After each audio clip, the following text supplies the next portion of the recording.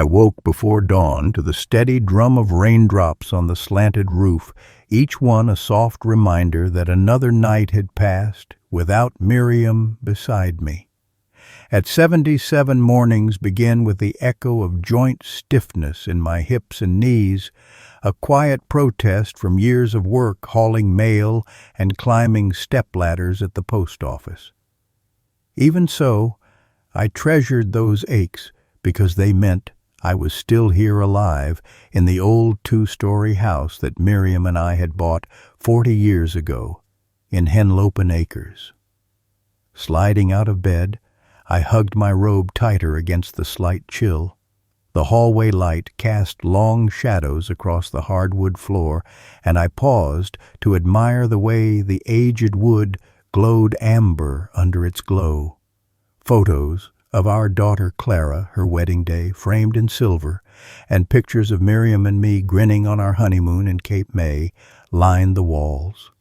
I traced a finger over Miriam's face in one portrait, her hair curled just so, the wind teasing her cheeks as she laughed. In the kitchen I filled the tea kettle and set it to boil, then reached for the old Oatlands Farms steel pot, where I prepared my oatmeal each morning. While the oats simmered, I glanced out the window at the bay. Mist hovered low over the water, blurring the horizon into a pale smear of gray.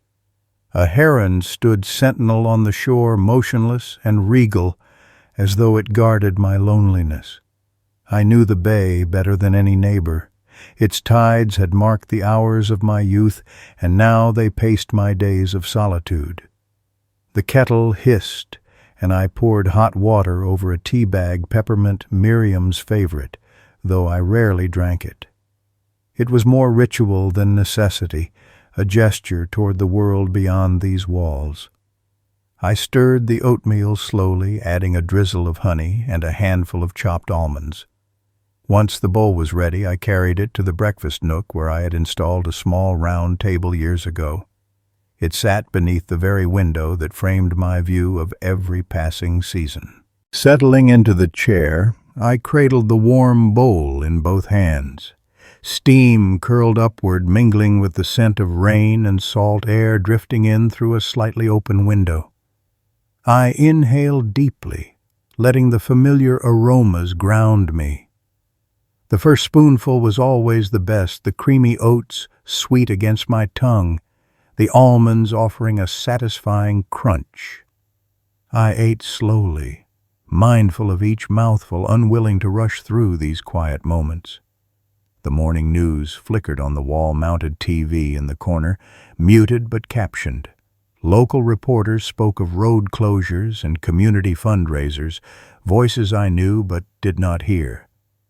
The stories felt distant, as though they belonged to another life, one where I had walked to the post office each day and greeted neighbors on the street.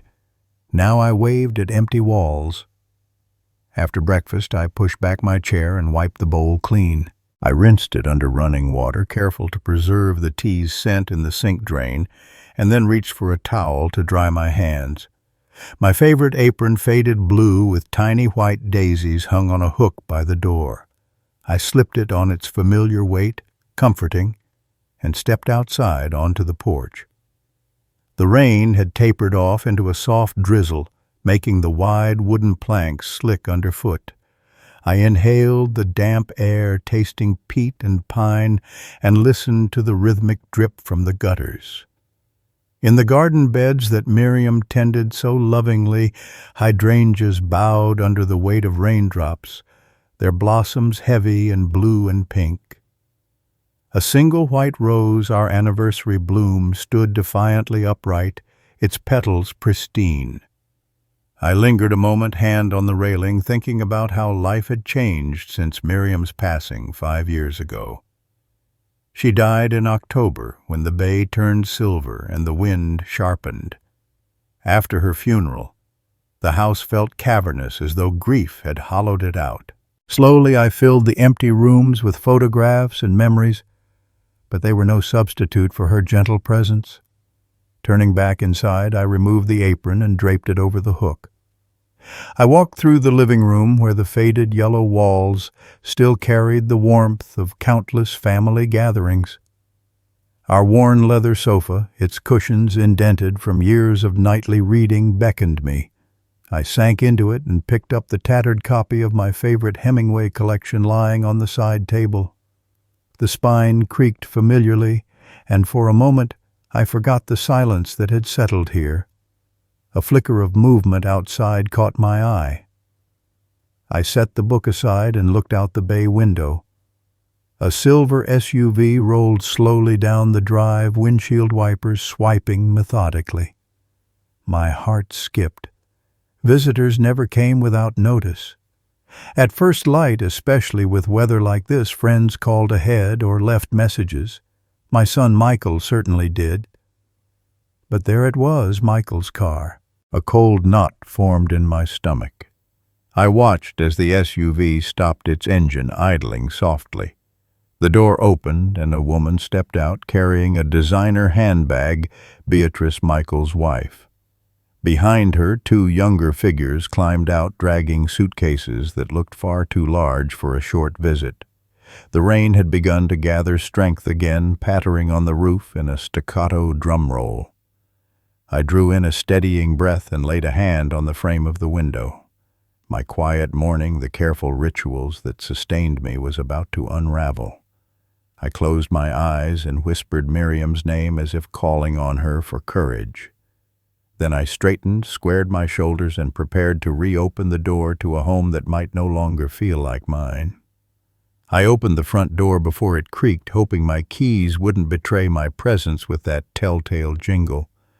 Instead, I stepped onto the porch in my robe, the damp wood cool under my slippers. The morning air clung to my lungs with its salty chill, and I felt a prickle at the back of my neck when I saw them, Michael in his navy windbreaker standing stiffly by the SUV, Beatrice, her auburn hair pulled into a perfect knot, eyes sharp as she surveyed the house, and behind her, Tyler, hefting a heavy rolling suitcase while Alice fumbled with a backpack nearly as big as she was. "Good morning, Dad," Michael said, voice pitched too brightly for so early an hour. Rain speckled his shoulders, and I noticed the way he drew his coat tighter, as though bracing himself for an unwelcome sight. I cleared my throat. "Good morning," I answered, forcing calm into my tone. "I wasn't expecting you." Beatrice stepped forward, her heels clicking on the porch boards. "We told you on the phone that we'd come this week," she said crisply. "Renovations, remember?" She lifted an eyebrow as though daring me to feign ignorance. My heart thudded. Renovations. I'd mentioned needing a new faucet in the guest bathroom weeks ago, a passing remark over a cup of tea. I hadn't realized it meant grand plans. "Renovations," I repeated, keeping my voice steady. "I thought you meant next month." She let out a sigh.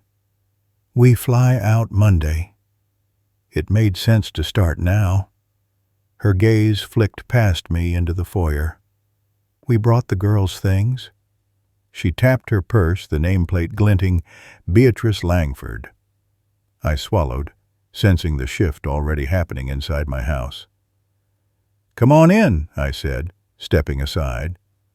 Michael hesitated, then lifted his duffel strap from the trunk, shifting the weight onto one shoulder before ducking inside. Tyler's suitcase bumped against the doorframe, and Alice tripped over the threshold, sending books tumbling. I bent to gather them, noting the cover of an engineering manual I didn't recognize. "Thanks, Grandpa," Alice mumbled, pulling her wool cardigan snug around her thin frame. She looked up at me with wide green eyes, and for a moment I caught the shadow of the little girl she'd been 5 years ago when her mother had been young, and the world still brimmed with possibility for all of us. Beatrice breezed past, brushing past my shoulder. "We're going straight to the master suite," she announced, plucking the old key from the hook by the door and sliding it into the lock. "Dad, your convenience. You'll have the first-floor guest room so you don't have to climb stairs." I opened my mouth to protest, but the warmth of her assertion dried my words. The guest room 3 doors down had always been a place I set aside for visitors, not for myself.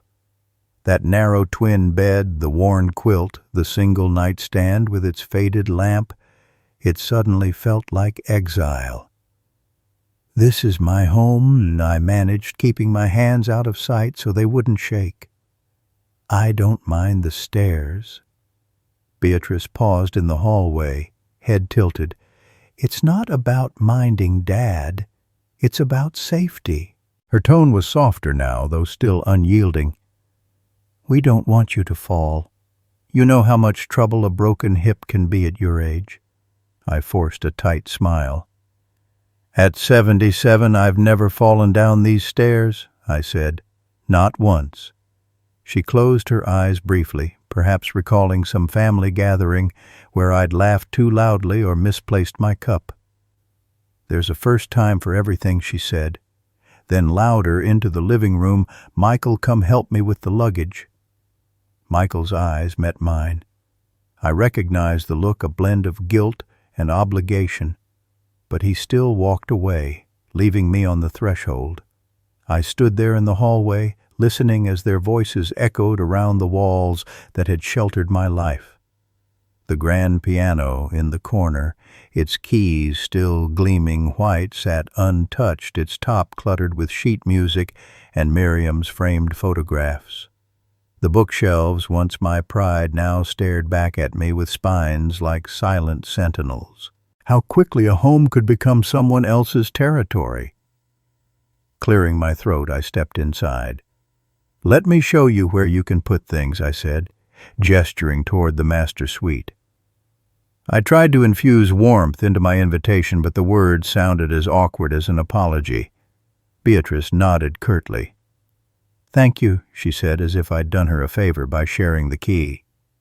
She marched up the stairs, Tyler and Alice in tow, while Michael trailed behind, careful not to carry too many bags at once. I watched them go, my son, once a chubby toddler in overalls, now all grown up, his face set in a mask of responsibility. My grandchildren, unfamiliar, almost busy with their own worlds. Tyler's phone never stopped buzzing. Alice's laptop was already open on the bed. I fought the lump in my throat and turned back toward the kitchen. I needed coffee and time to gather myself.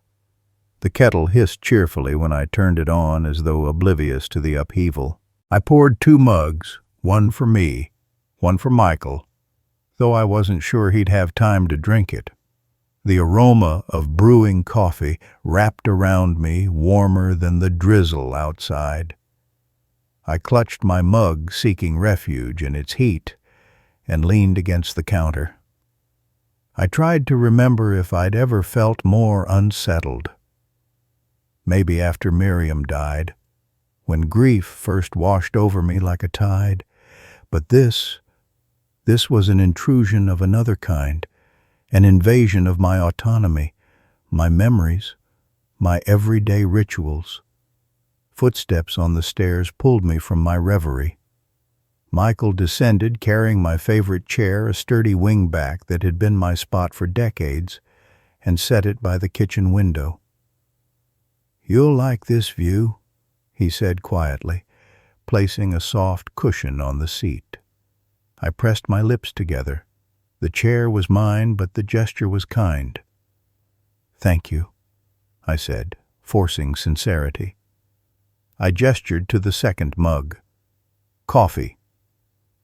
He glanced at the mug, then back at me. Later, he muttered and hurried past. I took a slow sip, letting the bitterness steady me. My eyes drifted to the window where the bay's gray waters rippled in the morning breeze. The heron was gone now, probably obediently waiting on the far shore. But I saw in that empty expanse the same resilience I'd always carried, steady, patient, unyielding. In the days since Miriam's passing, I'd learned to cherish my solitude. It had been my shield against loneliness, yes, but also my anchor. Now that anchor was being yanked free. And yet, as I set down my mug, I felt something stir in the pit of my stomach. Not fear, exactly, but a resolute ember of defiance. I knew this was only the beginning. They might rearrange my groceries, claim my bedroom, fill the walls with modern art, or laugh at my dusty records. But these walls had ears. They'd heard our laughter, our plans, our love. They had seen me build a life with Miriam, bring up a son and a daughter before her, brick by brick, note by note, picture by picture. My home belonged to me, even if they believed otherwise. And so I would adapt. I would endure. Because no matter how unwanted I felt, I still owned something far more enduring than polished floors or cushioned sofas. I owned my will. I placed my coffee mug in the sink and rubbed my hands over the smooth porcelain. The kitchen was mine for now. I would claim it as long as I could, and tomorrow I would find out exactly what they planned next. I followed Beatrice into the kitchen, my heart pounding like a hand drum. She swept past the counter where I had arranged last night's milk eggs and my favorite bacon. I only bought nitrate-free, but I'd forgotten how much she disliked anything processed. Without a word, she yanked open the fridge door and tossed my carton of orange juice into a shopping bag labeled recycling. I stared, unable to form a protest louder than the clatter of yogurt cups hitting the garbage bin. "Dad, this expired cheese was 3 days past the date," she announced, waving a package of sharp cheddar like evidence in a trial. "I can't have the kids eating this. It's dangerous." I opened my mouth. "I've been eating cheese my whole life but the words died in my throat. It felt pointless to defend my grocery choices when she'd already decided they were inferior. My morning ritual, honed over years of careful planning, was dissolving under her steely gaze. Michael appeared in the doorway to the sunroom phone pressed to his ear as he spoke in low tones about paint colors and contractor schedules.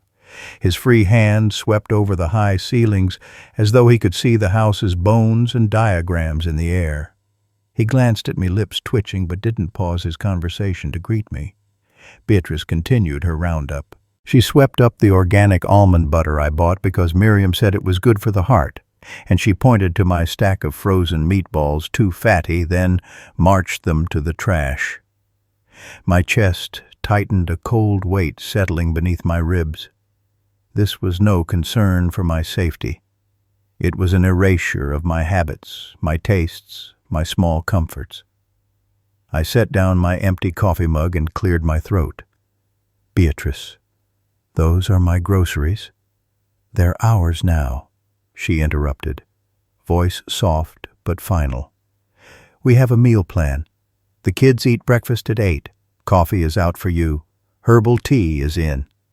"Got it." My tea kettle sat whistling, but I couldn't bring myself to pour. Instead, I let her finish.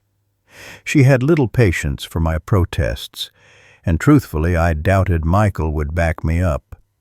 His loyalty seemed divided, split between the family he built with Beatrice and the father he'd come to help for a few weeks. "Where are you putting all this?" I asked, gesturing toward the grocery bag swelling with my staples. "In the pantry," she said. "We've reorganized it, labeled everything by category. It'll be more efficient this way." I squinted at rows of neatly stacked cans and jars, each with a new label.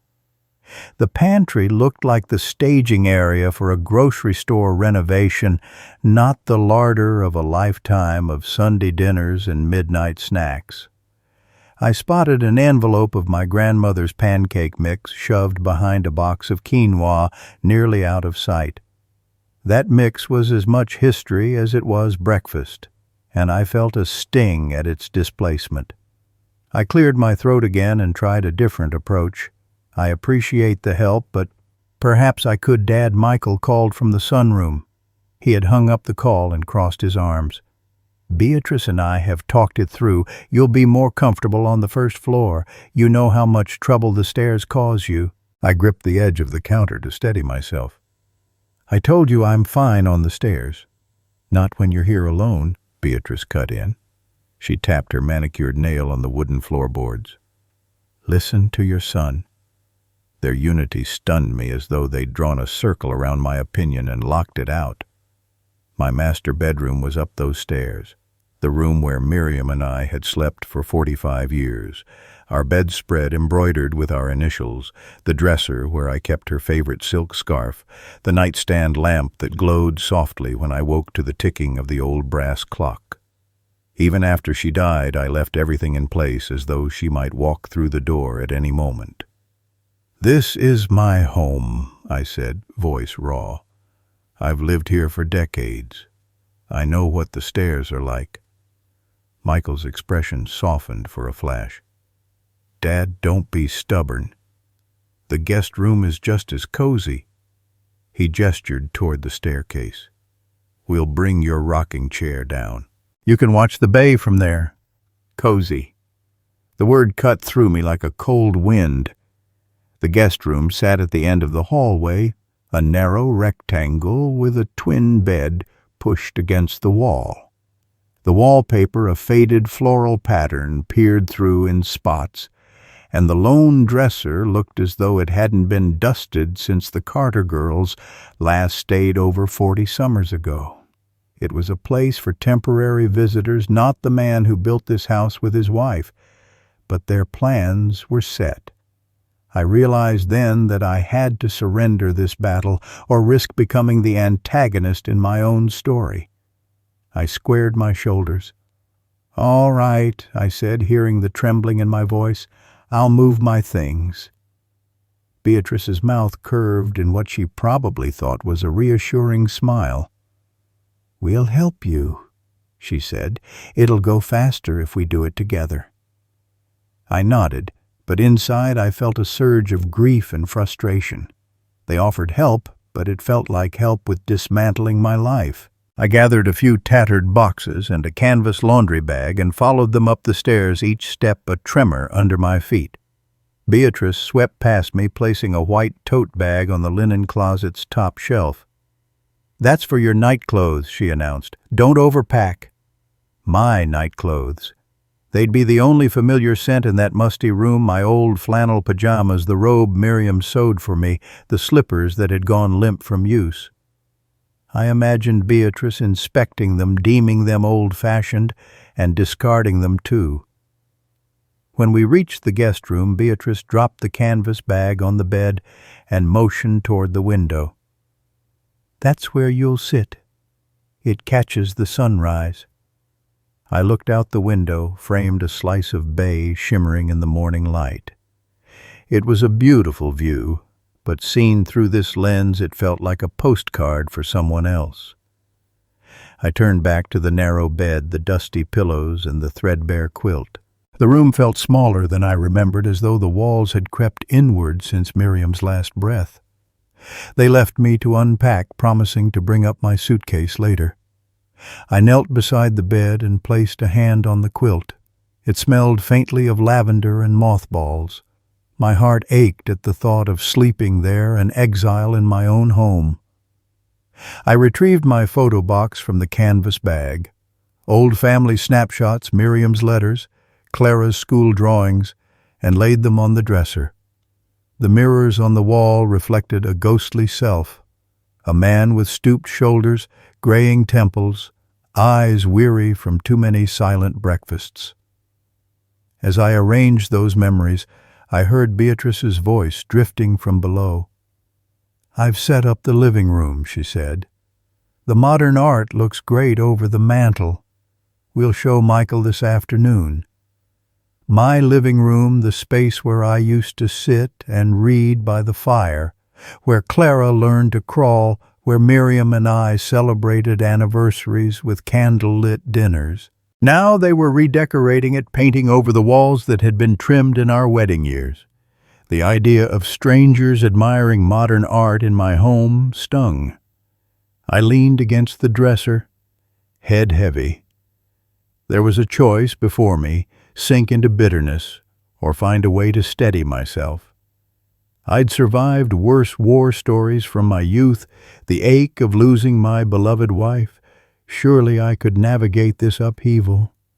I closed my eyes and inhaled a trembling breath. The quiet courage that had carried me through hospital visits and retirement decisions stirred deep inside. I opened my eyes to the photos I'd placed on the dresser, Miriam's laughing face, Clara's chubby-cheeked smile, snapshots of my grandchildren when they were little enough to hold my hand without rolling their eyes. This house, these memories, these photographs, they belonged to me just as much as any wall or floorboard. They were stamped onto my soul. And even if Beatrice thought she could shove them aside, I would not let my life be erased. A soft knock on the doorframe drew me from my reverie. Michael stood there holding my folded rocking chair cushion. "I brought this down," he said quietly. "Figured you'd like it."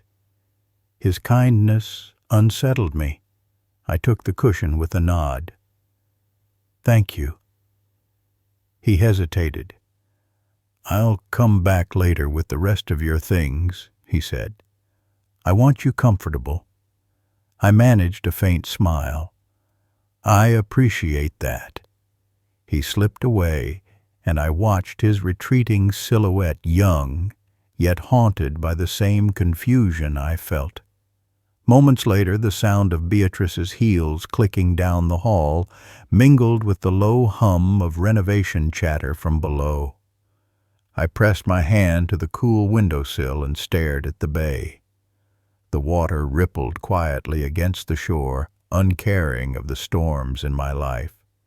And in that gentle, steady motion, I found a shard of comfort.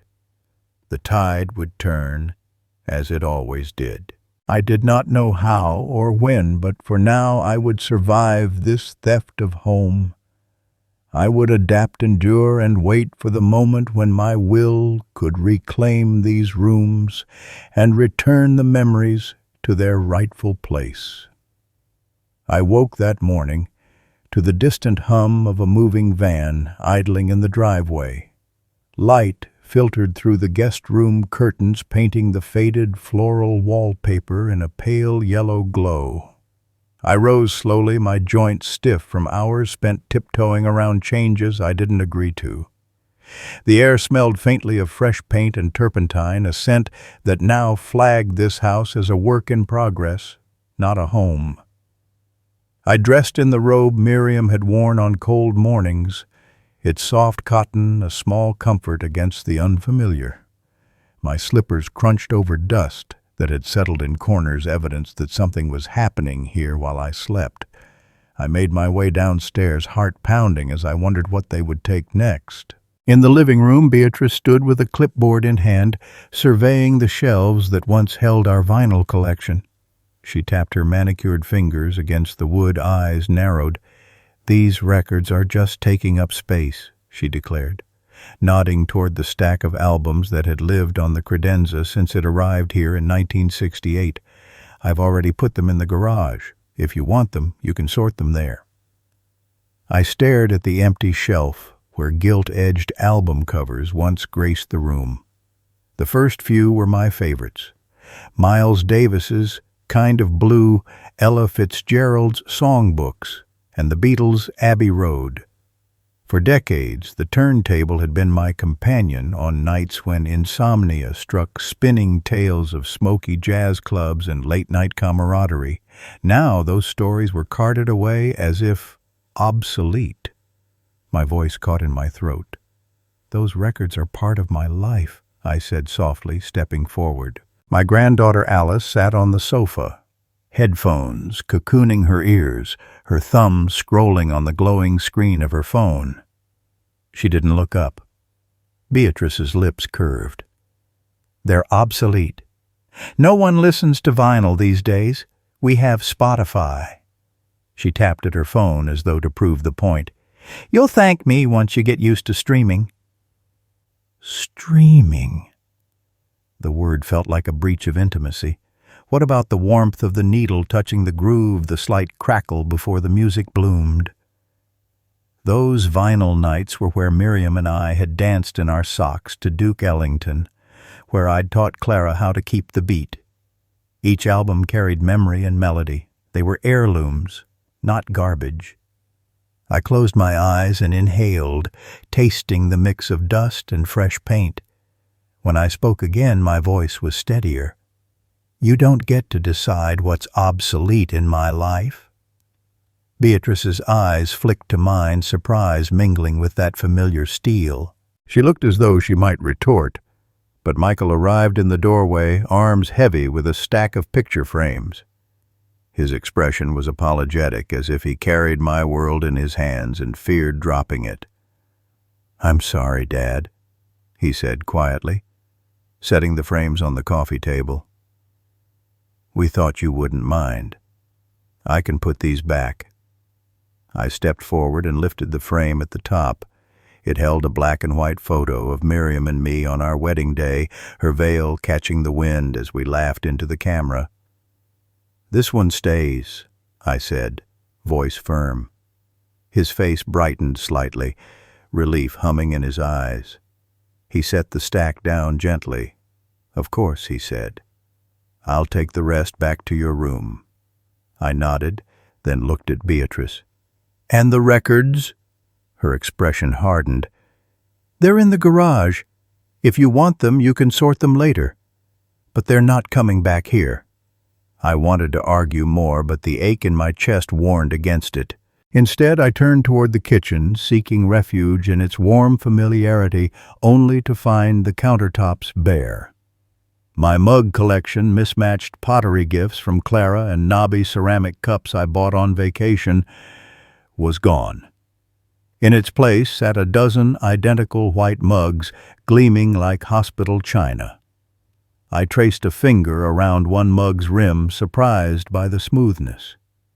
It held no fingerprints, no story. My favorite mug, chipped at the base and painted with a worn sunflower, was absent. I sank into a stool and closed my eyes, picturing it resting in some dark corner of the garage, forgotten. A soft knock on the counter made me look up. Michael slid a plate of steaming toast toward me, fingertips brushing mine. "Made it just the way you like whole wheat with almond butter."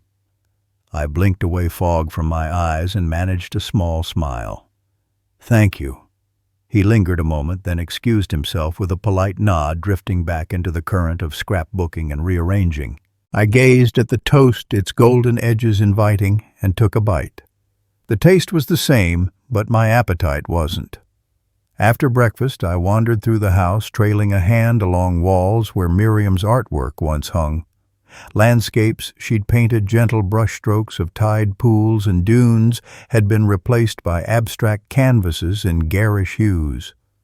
I paused before one swirl of orange and teal and felt a pang of dislocation. I loved colors that reminded me of the bay at sunrise, not this chaos of shapes. I found Alice in the den, reclining in my favorite leather chair, the turntable beneath her feet.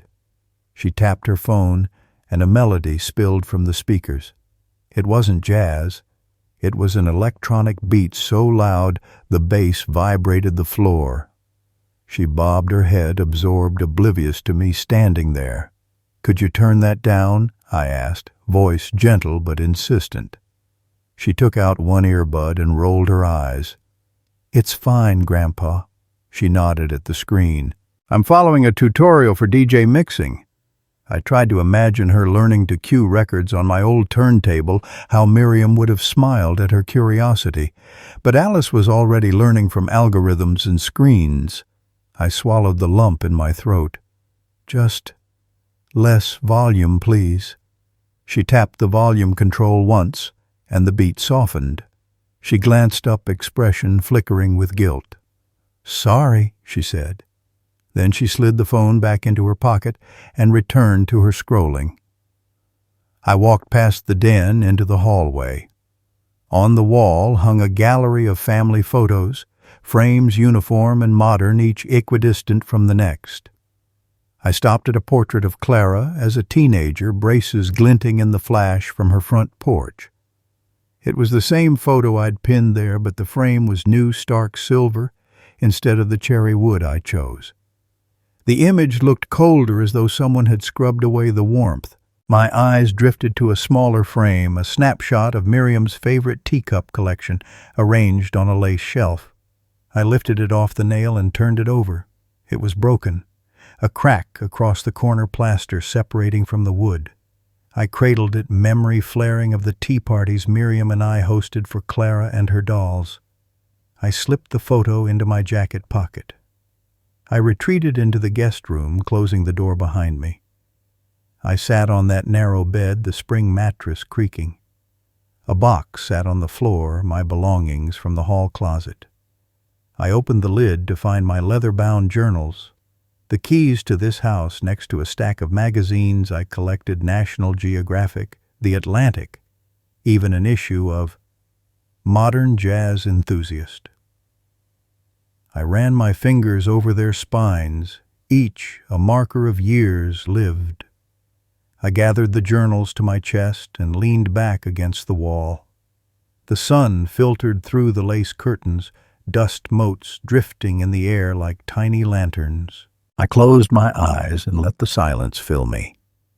In the quiet, I realized how much of myself had been carried away.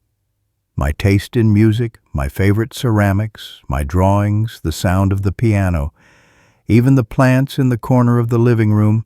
Miriam's begonias had been replaced by succulents and cacti she deemed easier to care for. Every corner prioritized efficiency over sentiment, minimalism over memory. I unfolded the gown Miriam made me, its rose-patterned fabric soft and worn, and slipped my arms through its sleeves. The scent of lavender and mothballs rose from the fabric. For a moment I inhaled deeply and felt Miriam's presence close by, as though she stood behind me in the dusky light. I realized I couldn't let these erasures stand unchallenged. Each piece taken told me I was less than a guest, I was an afterthought. But these journals, these photographs folded in my pocket, they were my proof, my testimony that I was something more, a man who had built a life, recorded his days, loved deeply, and deserved to be acknowledged. I rose and placed Miriam's gown carefully on the bed. Then I picked up the portrait of Clara and set it on the nightstand alongside my journals. I opened a notebook and wrote a single line. Memories cannot be hauled away like garbage. I drew a quick sketch of the bay at dawn, the horizon low and hopeful. Outside the window, rains came and went. The tide sighed against the shore, and life unfurled beyond these walls. Inside, I arranged the little treasures. I still claimed the jars of seashells Miriam and I collected, the stack of diploma certificates from my days as a postal inspector, and the photo of Clara's wedding day. My room was small, but in it I reclaimed a corner of my story. The rest of the house could be transformed, redecorated, as modern and efficient as they liked, but here in this quiet sanctuary, I was curator once more, keeper of the memories they'd tried to sweep aside, guardian of the life I had earned. And in that, I found the courage to face the next wave of erasures with resolute grace. That afternoon, the sun was slipping behind the bay, painting the guest room window in a muted gold that felt more like sorrow than warmth. I had just finished rearranging my journals and photographs, Miriam's wedding portrait resting against the dresser mirror, Clara's childhood drawings pinned above it, when I heard the soft click of the door latch. Alice stood there, her shoulders hunched and her eyes red-rimmed. She looked smaller than usual, as though the walls of this house had squeezed the life out of her too. I motioned to the beat-up armchair by the bed. "Come in, sweetheart." She closed the door gently behind her and perched on the edge of the chair. Her phone was in her lap, screen dark. I sat on the bed, careful not to crease the quilt she'd watched me fold this morning. "What's wrong?" I asked, voice soft. She swallowed, glancing at the framed photo of us at the county fair, her grin wide as she held a stuffed bear. "Grandpa, can I tell you something?" she whispered, voice trembling. "Of course," I said, leaning forward. I slipped my hand into my robe pocket, where I'd tucked that wedding portrait, ready to clutch something steady. Anything. She hesitated, then took a breath that sounded too big for her small chest. "I overheard Mom and Dad talking in the kitchen yesterday." She paused, twisting her fingers. "They're planning to move Grandma Ruth and Grandpa Paul Beatrice's parents into the house next week. And then they want to send you to Maple Springs." My heart thudded, every beat pounding like a warning drum. Maple Springs. What I'd feared more than any intrusion was the retirement home on the edge of town, with its sterile hallways and institutional echoes. I pictured its bland wallpaper, the plastic chairs lined in a row, the smell of antiseptic and sorrow. My stomach clenched. Why would they do that? I managed throat tight. "I don't mind helping out, but moving me." Alice looked down at her hands. "Beatrice says you can't live alone anymore. She says it's dangerous, that the house is too big for you." Her voice cracked. "They think it's best." I closed my eyes for a moment, leaning my forehead against the cool glass of the window pane. The bay outside was still and somber, as though it shared my grief. "Did you tell them you worried about me living here?" She shook her head. "I tried." She brushed a tear away. "But they said I shouldn't worry." "Alice, you don't understand what it's like to have a parent die," Mom said. "Grandpa needs professional care." Her words struck me like winter wind. I squeezed my eyes shut and counted to 10, 1, 2, 3, but the pulse in my temples made it impossible to steady alone. I opened my eyes and looked at her, still trembling. "Alice, come here." She stood and moved to sit beside me on the bed, pressing her phone between us. I wrapped my arm around her shoulders. She fit against me so easily, slim and fragile, like a bird. "I didn't ask for any of this," I said, voice catching. "Your grandmother and I built this home with love. We planned our future here." She nodded against my robe. "I know, Grandpa. I know." I took a steadying breath. "You know I'm 80 next year. Your mother's worried, and I understand that. But sending me away, it feels like they're erasing me from my own life." Alice sniffled softly. "They said it's only temporary. A few weeks while they renovate the upstairs for Grandma and Grandpa." I closed my eyes, picturing fresh coats of paint, new carpet furniture that didn't know my shape, and then me shuffling through sterile corridors in Maple Springs, clutching an institutional blanket. "Temporary for them," I said. "But what about me, Alice? Where am I supposed to be comfortable?" She drew back and looked me in the eye, brave despite her tears. "I don't know," she whispered. "I tried to tell them how you love this house, how you made your life here, but they can't see it." I swallowed hard. "It's not just a house to me," I said, voice steadier now.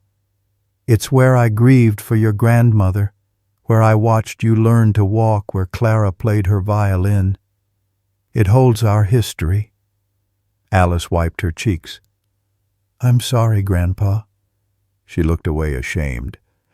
"I didn't want to tell you." I gave her a gentle squeeze. "Thank you for telling me." I paused, searching her face. "This isn't your fault, Alice. You're caught between loyalties mine and theirs." She nodded and leaned her head on my shoulder. After a moment, she lifted her chin. "I just want you to know I'm on your side." Her loyalty warmed me like a hearth fire. I brushed her hair back. "You have no idea how much that means." I took her small hand in mine. "I've always been proud of you." She blushed and turned toward the window where the sky was dimming. "Now what will you do?" she asked, voice small. I closed my eyes, thinking. My life had been in steady rhythms for years: oatmeal at dawn, tea at noon, reading by the piano at dusk. Now all that was upended. But if I was to be moved against my will, I needed a plan. "I'll talk to them," I said at last. "I'll show them I can still manage here." Alice shook her head. "They won't listen." Her voice broke. "They've already decided." The weight of their decision pressed on my chest. I opened my eyes and looked at the scattered photos on the nightstand. "What if they insist?" I murmured. "What if they say, 'I have no choice'?" She bit her lip, uncertain. Then I'll help you. I'll visit every day. Maybe if they see how much you love this place." I squeezed her hand. "Thank you, darling, but I'm not ready to give up." She sniffled again. "I'm scared, Grandpa." "Me too," I admitted. "But fear won't keep me from fighting." I brushed her cheek with my thumb. "We'll find a way." She leaned into me as the last sliver of daylight faded. The room settled into soft shadows. Outside, the bay claimed its stillness again, as though charting its own course through high tides and calm seas. I thought of our life together, the storms we'd weathered, the resilience that carried me forward. "I promise you this," I said quietly. "I will not be sent away like a thing. I'll stay in this house as long as I'm able, and if they come for me, I'll meet them at the door." Alice looked up at me, her eyes shining with hope and worry. I gave her a firm nod, the resolve in my chest like a flame ignited. "Rest easy tonight," I said. "We have tomorrow to face them." She stood, gave me a small, brave smile, and slipped out of the room, closing the door gently behind her. I sat on the bed in the growing dusk, listening to the hush of the house, the way it seemed to pause in solidarity, as though the walls themselves awaited my next move. Outside, the bay tide lapped softly against the shore, and I thought of the rhythm of my own heartbeat, steady and true. I placed a hand over my heart, feeling its strong thrum. They might try to uproot me, but I was anchored here by my memories, my family's history, and by Valentine's promise to stand firm. Tomorrow would come, but tonight I claimed this room, this house, this life, unwilling to relinquish any piece of it without a fight. That evening, the air in the living room felt thick, as though the walls themselves braced for confrontation. Michael and Beatrice had arranged the chairs in a semicircle around me, my old leather armchair at the center, as though I were the guest of honor at a grim ceremony. The soft glow of the table lamp cast long shadows, and I could hear the distant hum of the dishwasher in the kitchen, the scent of dinner still lingering in the air. Beatrice sat to my right legs, crossed, her posture impeccable. She wore a tailored blouse and slacks, an outfit that whispered professional and left no room for casual conversation. Michael perched on the edge of the coffee table to my left, hands folded on his knees, eyes fixed on mine. Behind him, Alice hovered in the doorway, her shoulders tense, her expression unreadable. Tyler leaned against the wall, arms crossed and phone in hand, listening but detached. Beatrice cleared her throat. "Thank you for joining us," she began, voice even. "We've been talking about what's best for you, Dad." She paused, letting the words settle. "And we've decided that your safety is our priority." Michael nodded. "We found a place called Maple Springs. It's a highly rated retirement community with medical staff on call, full activities, and a social calendar. You'll be well cared for." I felt my chest tighten. Maple Springs, the institutional halls, the regulated schedules, the impersonal faces had loomed over me since Alice's confession. I pressed my lips together, Beatrice Michael, I appreciate your concern, but I'm perfectly capable of caring for myself here. Beatrice's smile didn't reach her eyes. We know you've been doing well, she said, voice silky. But accidents can happen. You fall on the stairs or worse. We can't risk it. She leaned forward, hands clasped. It's only for a few weeks while we renovate the guest wing for Grandma and Grandpa. Then you can come home. I swallowed, wanting to remind her that this house was not a hotel suite to be occupied at her convenience. But Michael spoke before I could gather my defenses. Dad, we've talked to your doctor, he said, voice soft. He agrees that Maple Springs would be a safer environment. He's sent over the paperwork. He held out an envelope thick with documents. Guardianship forms. They're standard. If you'd rather sign than go through court, it's a simple process. I stared at the envelope as if it burned. Guardianship. The word echoed through me, legal power stripped away decisions made by others, a judge's signature condemning me to dependency. I remembered my years as a postal inspector, the respect I commanded, the independence I cherished. Now I was being herded toward helplessness. Beatrice's voice dripped with sympathy. We'll help you pack. Your clothes, your books, whatever you need. We'll make it as painless as possible. I closed my eyes, hearing Miriam's voice in my mind, her gentle laughter, her insistence that I deserved happiness. But this wasn't happiness. It was exile. I felt the walls press in as though the house itself mourned my impending departure. Alice shifted on her feet. Grandpa, I'm really sorry, she whispered. I tried to stop them, but... I opened my eyes and looked at her. Her lip trembled, and I felt a rush of sorrow for the burden she bore. Thank you for telling me, I said quietly. That took courage. She nodded and stepped back into the hallway, leaving me alone with Michael and Beatrice. I stood slowly, as though the joints in my knees remembered how to protest. So this is it, I said, voice hushed but steady. You think I can't live here safely for a few weeks while your grandparents move in? Michael rose and stood beside me. You've lived here your whole life. We just want you to be safe. I let out a breath that tasted faintly of regret. You're offering safety at the cost of my freedom. I looked at each of them in turn. I'm tired, yes, but I'm not helpless. Beatrice exchanged a glance with Michael, a silent signal passing between them. She pressed a hand to her chest. Dad, please understand. Her eyes glistened as though she fought back tears. We love you. This is what love looks like. Silence followed, heavy and unbroken. I thought of Clara's drawing of a house with a red door, how carefully Miriam and I framed it and hung it above the mantel. That door would soon open not to me but to strangers. I folded my arms. Make it painless, I said quietly. Give me a ride tomorrow morning. I'll pack tonight. Michael exhaled.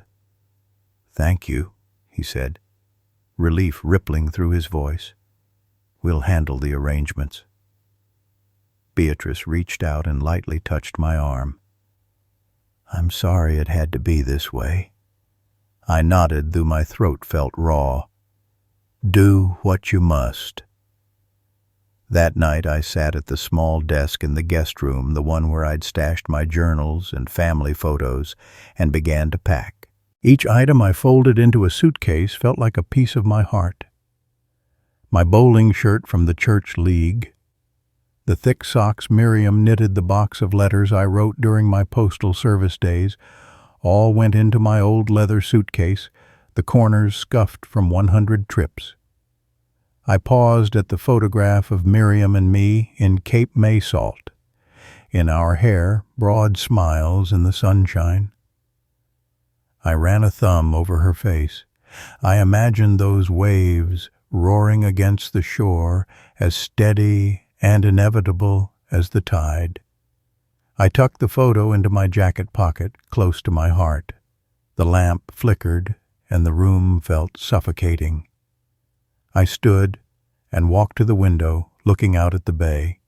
The tide was low, revealing a stretch of gray sand embroidered with seashells and driftwood. I'd collected those shells with Alice. When she was small, she squealed each time a crab scuttled away. That laughter felt distant now. I heard the front door open downstairs, and the soft thud of footsteps. Beatrice appeared at the top of the stairs, dressed in a fleece jacket boots, ready for morning dew. Michael followed, holding his phone in one hand. "It's late," Beatrice said softly. "You should get some rest." I turned back from the window. "I will," I said. "Tomorrow morning." She nodded, then hesitated. "Dad," her voice faltered, "if you change your mind, call me." I hesitated, considering the weight of her words. Then I said, "I need to sleep on it." She gave me a small, hopeful smile and turned away. Michael waited next to her, guilt and resolve warring in his face. I watched them go, closing the door with a click that echoed like a verdict. I lay on the narrow bed, staring at the ceiling fan's gentle spin. The room smelled of laundry detergent and old quilts, a mixture that mocked the sterile environment I would inhabit at Maple Springs. Sleep was slow to come. My mind was a carousel of memories, childhood games in the backyard, summer evenings drinking lemonade on the porch, Clara's piano recitals in the living room. All these moments were being boxed up, shipped away in my absence. When sleep finally found me, it was restless dreams of corridors and white walls of locked doors and unseen watchers. I woke at dawn, heart hammering as sunlight slid between the curtains. The suitcase lay open at the foot of the bed, half filled with clothes. I closed my eyes and took a deep breath, bracing myself for the day ahead. I remembered Miriam's voice telling me that courage wasn't the absence of fear, but acting in spite of it. I sat up, swung my legs over the side of the bed, and steadied my gaze on the window. The bay waters shone in the early light, calm and unwavering. No matter where they took me, the tide would roll in and out as it always had. I rose, buttoned my shirt, and zipped up my suitcase. Walking to the door, I paused and placed a hand on the knob, feeling the cool metal against my palm. This house? My house would soon slip from my daily view. But I carried its heart in my pocket, in my memories, in the promise I made to myself. I would return. With that vow echoing in my mind, I stepped out into the hallway, ready to face Michael and Beatrice in the morning, ready to reclaim my life no matter where they led me. The shuttle bus rumbled to a stop in front of Maple Springs as dawn tinted the sky a pale lavender. I gripped the handrail and stepped down onto the concrete walkway, my suitcase wheels clicking over the cracks. A nurse meeting me with a clipboard directed me through the double doors into the lobby where the antiseptic scent stung my nostrils. The glossy floor tiles reflected fluorescent lights overhead. The walls were painted a uniform cream, broken only by pastoral prints of meadows and horses. This place felt more like a waiting room for the end than a community for living. I was shown to my room, a small studio with a twin bed, a nightstand, and a built-in wardrobe. A window looked out onto a patch of gravel where geraniums strained for sunlight. The furniture was sturdy but unremarkable, the linens crisp and scratchy. I unpacked only the essentials: my favorite flannel shirt, Miriam's lavender-scented robe, the stack of journals I refused to leave behind. I placed the wedding portrait on the nightstand and propped Clara's drawings on the windowsill. The nurse nodded appreciatively at my efforts to personalize the space. "It's nice to have a little color in here," she said with a practiced smile. My first meal in the dining hall was at precisely 8:00 a.m. Tables of 4 were arranged in neat rows, each set with a paper placemat, plastic utensils, and a slotted spoon for the stews. The breakfast menu promised oatmeal, fruit cup, and egg substitute, each delivered with clinical precision. I sat beside a woman, knitting quietly. She offered a polite nod before returning to her pearl stitches. The oatmeal tasted like cooked cardboard, the fruit cup a syrupy trade-off of peaches and cherries. After breakfast, announcements crackled over the intercom. Good morning, Maple Springs residents. Today's activities include chair yoga at 9:30, crossword puzzles at 11, and bingo at 2:00. I tried to imagine myself participating, reclining in a plastic chair for yoga, my back aching, my joints clocking every movement.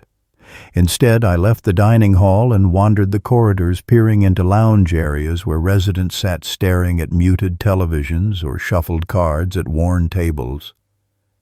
No one spoke. The air felt heavy with resignation. At noon, I joined the line for lunch.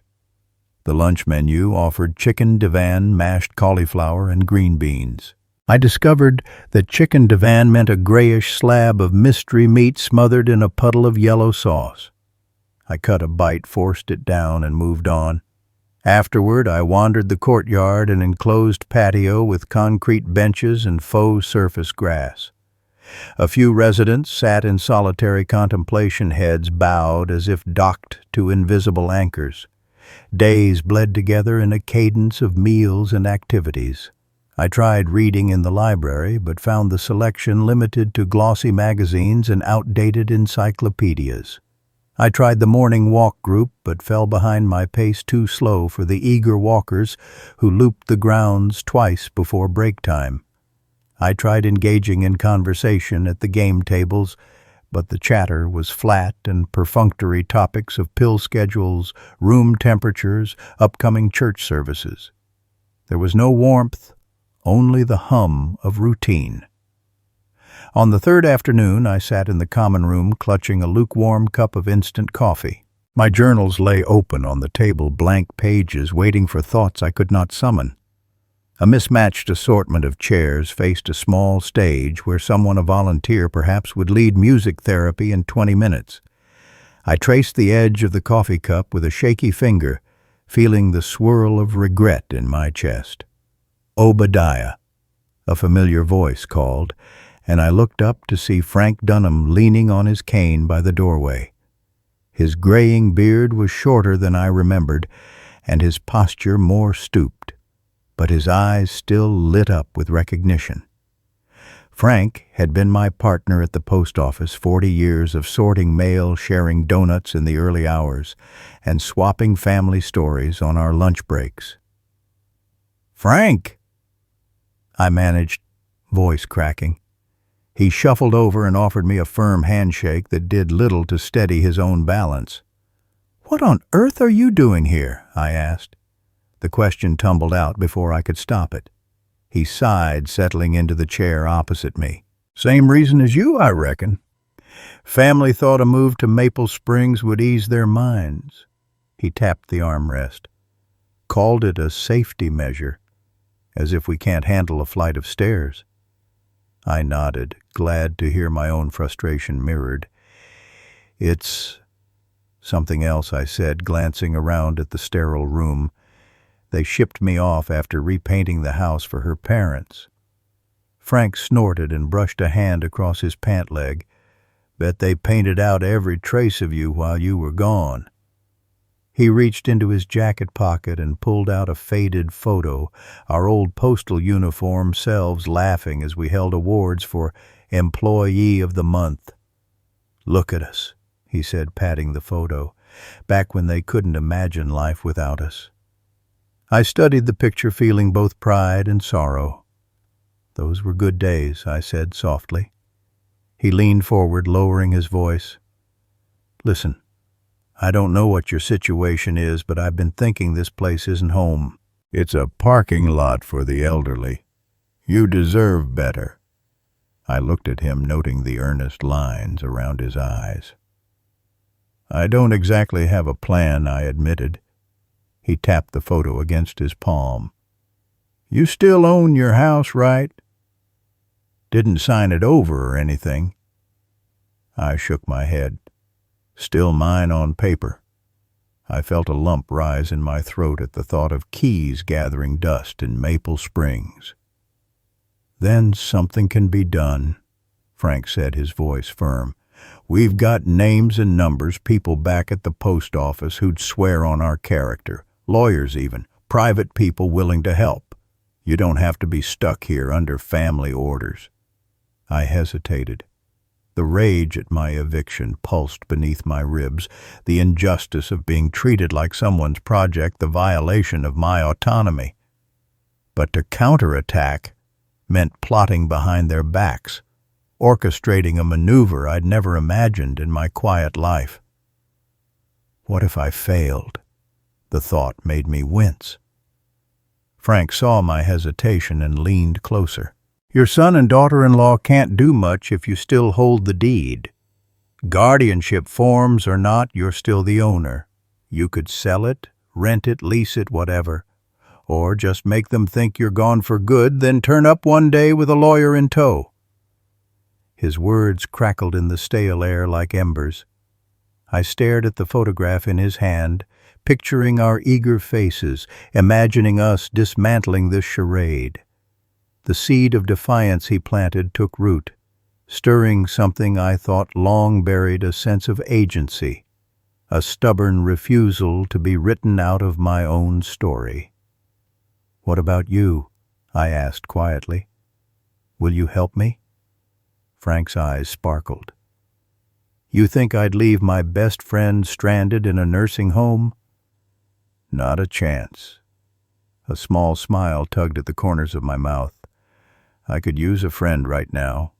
He nodded, folding the photo and slipping it back into his pocket. "We'll figure it out," he said. "I'll bring you everything you need, papers, contacts, whatever. But you have to promise me one thing you won't give up."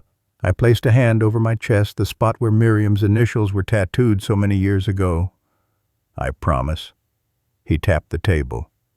"Good. Tomorrow morning we start." He rose on his cane, giving me a wink. "Sleep well, old man. Adventure awaits." I watched him shuffle away his cane, tapping a patterned beat on the tile. The common room seemed a little less oppressive in his absence, the muted colors brightening, if only in my mind.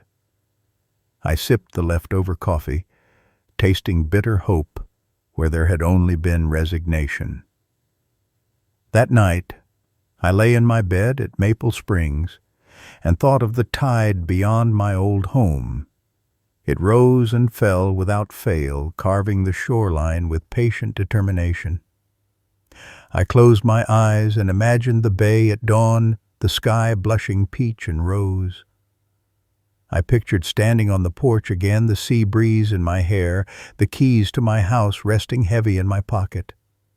Tomorrow, I would make a plan. And for the first time since I arrived here, I drifted into sleep with purpose stirring in my heart, not as a guest waiting for release, but as a man resolved to reclaim what was rightfully his. That afternoon, Frank leaned in close as the bus idled by the Maple Springs entrance, his eyes lighting up with mischievous energy. "I've got just the person to help us," he whispered. He didn't elaborate, and I nearly missed the detail in his tone. This was serious covert. He raised a finger to his lips, then ducked out of sight. An hour later, after the mandatory afternoon tea and a painfully polite chat about upcoming church socials, Frank returned with someone I didn't recognize at first glance. The man was tall and lean, dressed in a dark blazer and khaki pants, his sandy hair neatly combed. He introduced himself as Hank Dunham, Frank's nephew, and a real estate agent back in Lewis. His handshake was firm, his blue eyes steady and curious. "I've heard your story," Hank said as we settled at a quiet corner table in the common room, "and I think I can help you reclaim what's yours." He spoke quietly, aware of the other residents tapping their canes or knitting patterns of complaint in the chairs around us. Your house is still legally in your name, correct? I nodded, heart thumping. Deeds unchanged. They never got around to the gift tax paperwork. Michael kept putting it off. Perfect, Hank said, tapping a finger against the tabletop. That gives us room to maneuver. Here's what I propose. He pulled out a slim folder and opened it to reveal neatly printed pages, floor plans, neighborhood demographics notes. We'll market your home discreetly to qualified buyers. No open houses, no big signs, nothing to alert Michael and Beatrice. Instead, we'll leverage your presence at Maple Springs.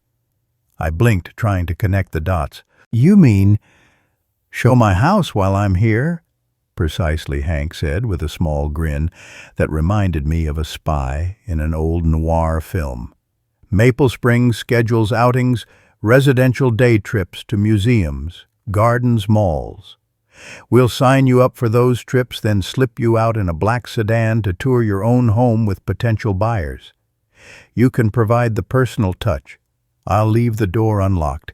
You greet them at the threshold, guide them through. He leaned closer. Imagine the look on Michael's face when he realizes the deed has transferred without his knowledge. My pulse raced. I pictured a sleek car parked on my driveway, prospective buyers stepping into a home my son once claimed as his own. I thought of the keys in my pocket, weighty with possibility. The idea felt thrilling and audacious, like a chess move on a board I never expected to play. But what about the paperwork? Won't they ask where I am? Won't they want to meet my family? Hank shook his head. We'll anonymize the listing, private estate in Henlopen Acres. We fabricate a seller's absence story. Perhaps you're overseas visiting a relative or house hunting somewhere else. As long as the contract and the deed transfer are signed and recorded, no one will contest it. He tapped the folder. Your name, your signature filed with the county. It's all perfectly legal. Frank leaned back, nodding fervently. I've seen the forms, he said. Hank knows what he's doing. His face softened as he looked at me. We'll do it quietly. No tricks, just smart strategy. I stared at the folder, tracing the typed lines with my eyes. The plan felt wild moral ambiguity wrapped in thin justification. But after weeks of feeling powerless, the idea of reclaiming agency was intoxicating. The injustice of being shipped off to Maple Springs, of having my home repainted without my consent, flared inside me like a torch. I need details, I said finally, voice low. What about inspections? What if Beatrice or Michael show up unexpectedly? Hank's eyes glinted. I've thought of that.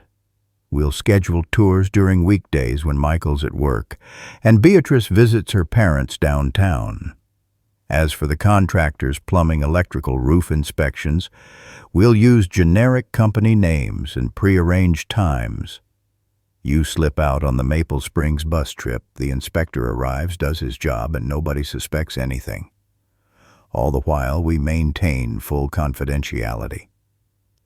I closed my hand around the photograph I kept in my pocket. Miriam and me on the beach, drawing strength from her memory. And the buyers. Who will they be? Hank flipped through the pages to a section labeled Potential Buyers.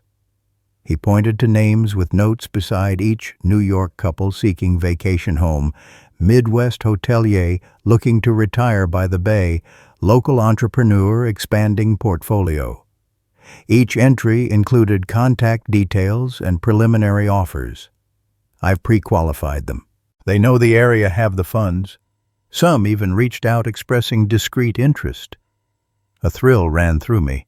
I could see the hotelier's face now, the way he once described his grandfather's annex with longing. I pictured the New Yorkers marveling at the water view, unmindful of the turmoil they were stepping into. I cleared my throat. What do we need from me right now? Hank smiled. Keys, your old set, any duplicates. Also a signed listing agreement under your married name, Obadiah lamb. We file that tomorrow. Then Thursday, we arrange your first outing. You'll join the group to the botanical gardens. I'll be waiting outside in a sedan. We slip away, and the tour begins. Frank nodded eagerly. I'll handle all the calls to Maple Springs. I'll say you're eager to participate in these trips. It'll make the staff less suspicious. I lean back and let the sound of memos clipping and knitting needles clicking fade into the background. For the first time in weeks, I felt the hard spark of control ignite. The walls around me, the sterile corridors, the pitying glances, the enforced routine seemed to recede. Here was a way out, a way back to my life. I took a slow breath and looked at Hank. I'll do it.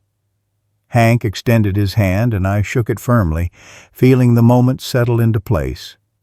Excellent, he said. I'll draw up the papers tonight. We'll meet here at 9 for signatures. Frank chuckled a warm, rattling sound. We're in business, Dad. I swallowed back a rush of emotion. Thank you, I said, glancing at my old friend and his nephew. I can't tell you what this means. They both smiled, and for a moment Maple Springs felt less like a prison and more like a staging ground for something bold. The fluorescent lights overhead seemed to dim as the promise of action took center stage. That night I lay awake thinking through the plan. The bus trip, the black sedan, the hushed voice explaining the view of the bay. I imagined conversations with buyers pointing out sturdy floors where my grandchildren once danced the piano nook, where Miriam taught me to play My Funny Valentine.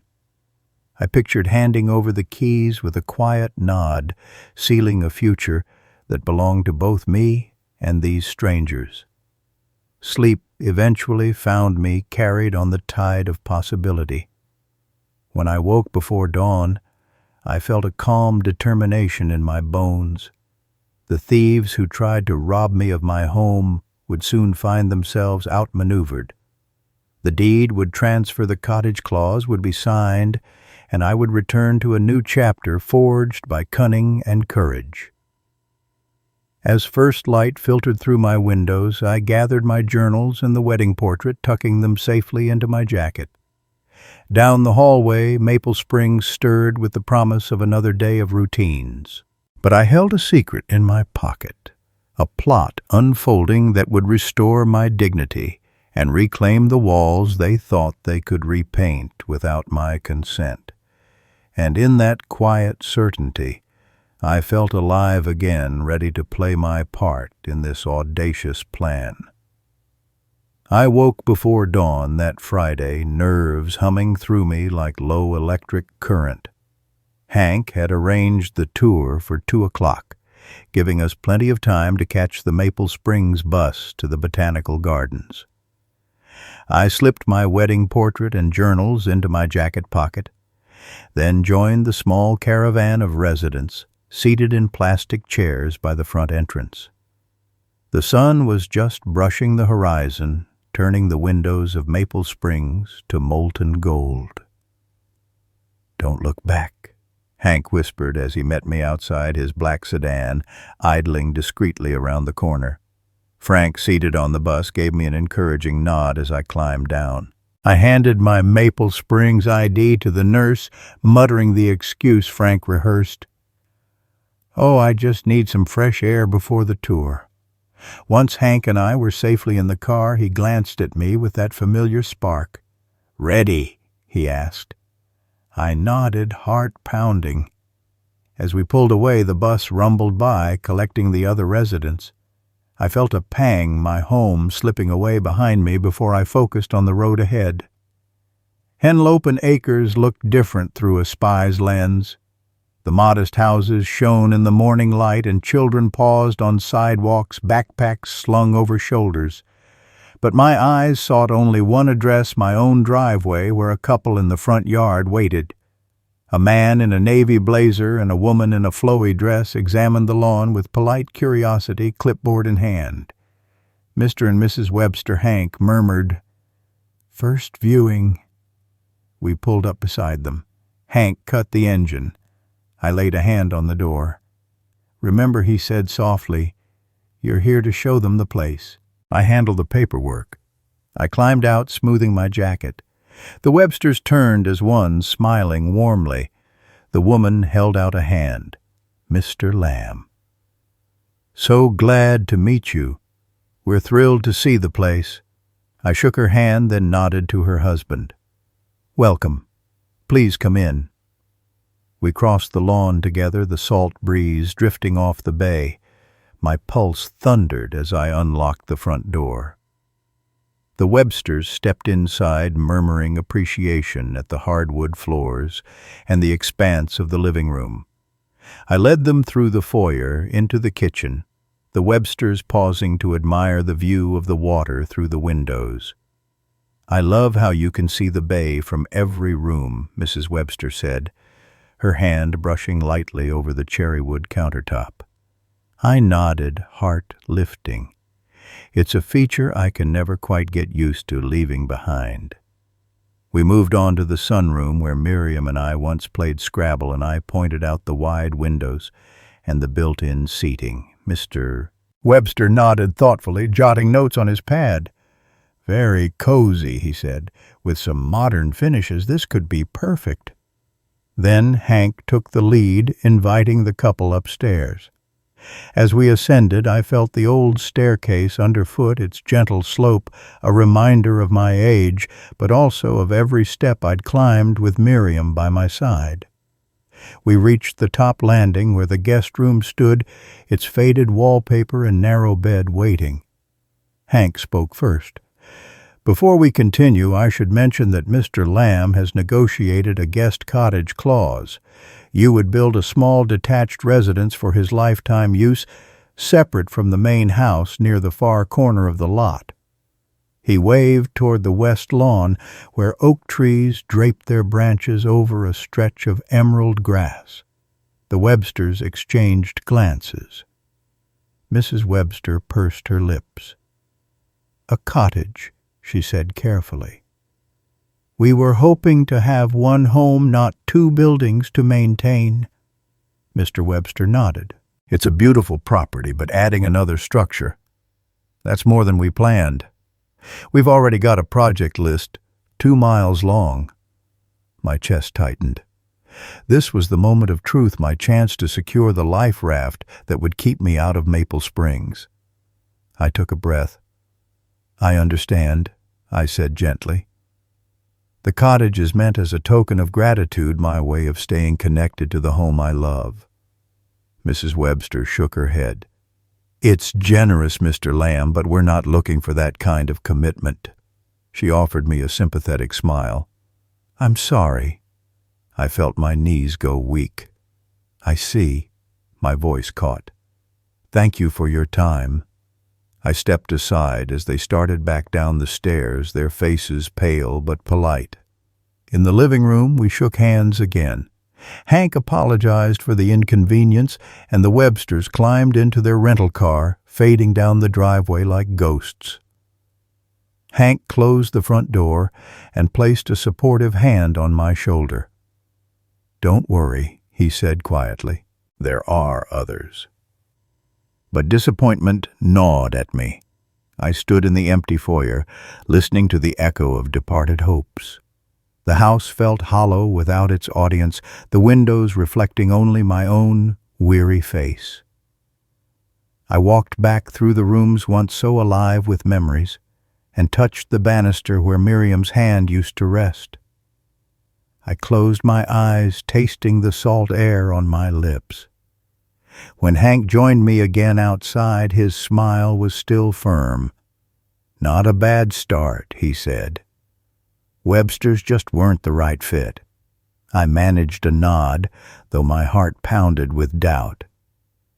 It's hard to ask someone to build a lifetime home for me, I said, voice quiet. Hank opened the driver's door. Maybe he said, but it was the right idea. He lifted the folder again. We'll move on to prospect number 2. I think you'll like this one, a man who sees value in history and legacy. someone who'll appreciate a story older than the house itself. I climbed into the passenger seat, hope rekindling like sunrise. Tell me about him.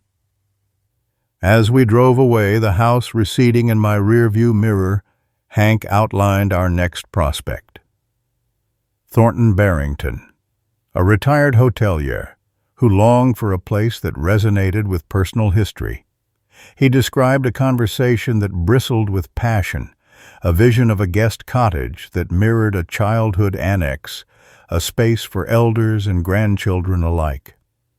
My pulse steadied. The sting of the Websters' rejection softened into resolve. One plan faltered, but ours had only just begun. The bay waters shimmered beside the road, promising that tides turned and that I would not be stranded on this shore of helplessness for long. I didn't sleep much that night, my mind alight with images of guest cottages and deeds transferring. When dawn brushed the sky pink, I dressed carefully, navy blazer, crisp shirt, the tie Miriam bought me for our anniversary, and tucked my wedding portrait and journals into my satchel. Hank arranged the next outing for 10:00 a.m. to the local history museum. I slipped out of Maple Springs with a polite nod to the nurse who checked me off the list with a board, "Enjoy your trip." The black sedan waited for me around the corner. As I climbed in, Hank flashed a grin. "Today's the day," he said. "I've spoken to Mr. Bennett. He's passionate about legacy and loyalty. I think you'll hit it off." I smiled weakly, trying not to betray my nerves. The drive through Henlopen Acres felt different this time, less like a clandestine escape and more like a mission of reclamation. The morning sun dusted the rooftops with warmth as we turned onto my own driveway. There, standing by the front door, was a tall man in a tailored gray suit, his salt and pepper hair slicked back neatly. He wore a linen shirt without a tie, giving him an effortless air of refinement. Matthew's Hank had called him Thomas Bennett, stepped forward, extending a genuine open hand. "Mr. Lamb," he said, voice rich and resonant. "Thank you for meeting me." His handshake was firm, his blue-gray eyes steady behind wire-rimmed glasses. "Call me Obadiah," I replied with a small laugh. "Everyone else does." He smiled, a warm curl of his lips that reached his eyes. "Obadiah, then. I've heard wonderful things about this property and you." He gestured toward the house. "I've spent my life in hospitality. I know what a home should feel like, and this one has soul." I swallowed at his words as we walked to the front door. The wooden threshold creaked underfoot, familiar and reassuring. I unlocked the door and held it open. "Please come in." Inside the living room was awash in morning light. The piano gleamed dust motes, dancing like tiny fireflies. I led Thomas across the floor. "This is where I used to play on Sunday evenings," I said, "and where my granddaughter learned her first tunes." He paused at the piano, running fingers lightly along the keys. "It's beautiful," he murmured. "You're making me want to come back, just to hear the music." Next, I guided him into the kitchen, pointing out the wide bay window where I'd spent so many mornings over oatmeal and coffee. "I still miss her voice here," I admitted. "My late wife would call out from the garden when she saw a blue heron." Thomas nodded, thoughtful. "It's these stories that make a house more than bricks and beams," he said. "I want to preserve them." We moved upstairs. The master bedroom stood as a testament to years of marriage photos of Miriam on the dresser, her silk travel scarves draped over a chair. Thomas paused in the doorway, gazing at the faded wallpaper and the high ceilings. "You built your life here," he said softly, "and I promise to honor that." Then Hank cleared his throat and stepped forward. Mr. Bennett, Obadiah, and I discussed adding a guest cottage, a small annex on the far corner of the lot for Mr. Lamb's lifetime use. We believe it's a fair arrangement. Thomas's eyes sparkled. An annex, he said. I love it. He turned to me. Obadiah, tell me more. How did you envision it? I felt relief flood me at his enthusiasm. I imagined something intimate and connected, I said. 2 bedrooms, a kitchenette, a small living area, where I could watch the bay at sunrise in peace, yet remain close to the main house.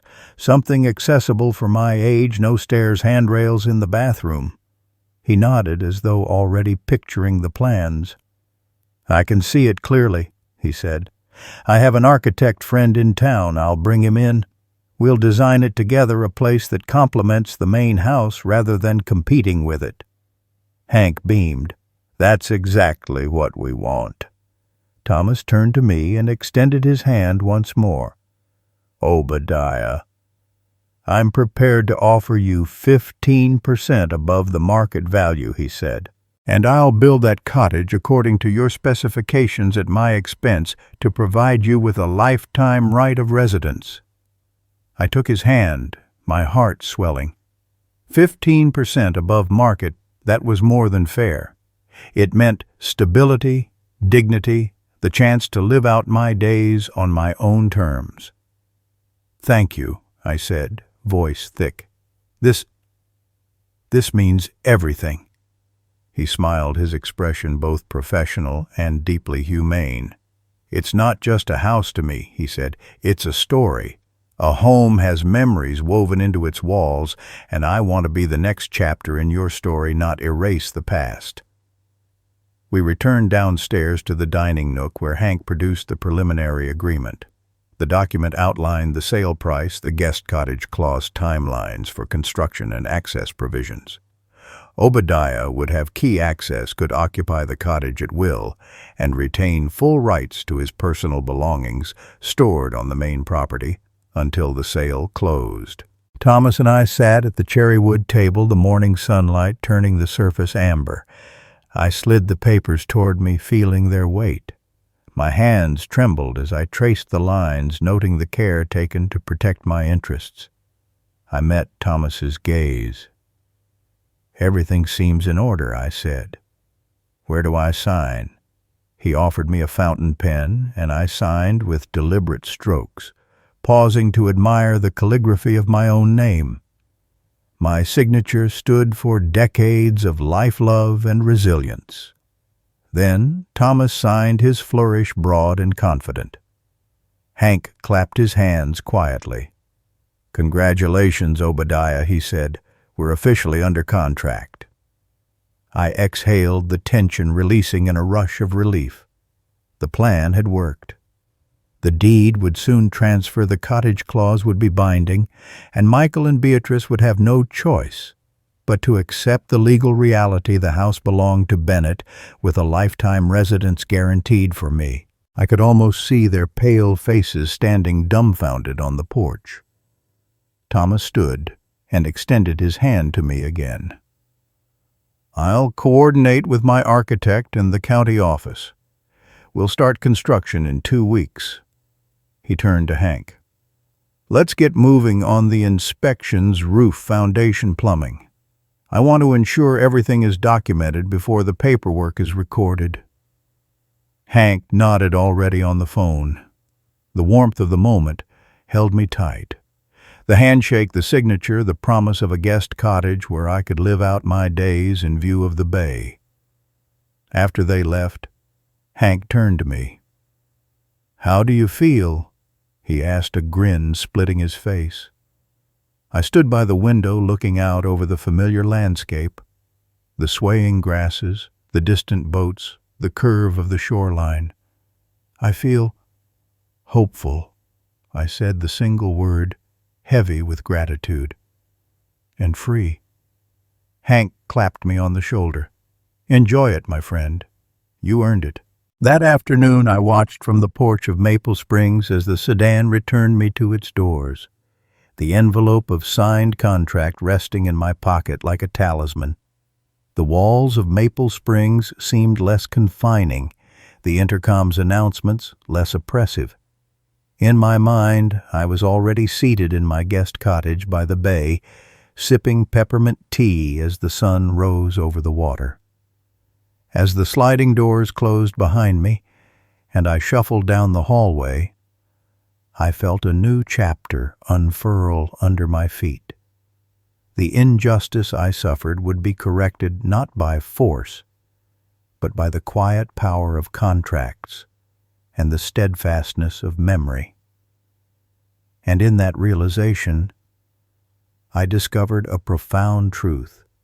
No matter how far I wandered, no matter how many institutions tried to contain me, the home I built with Miriam would remain mine in spirit, in law, and in legacy.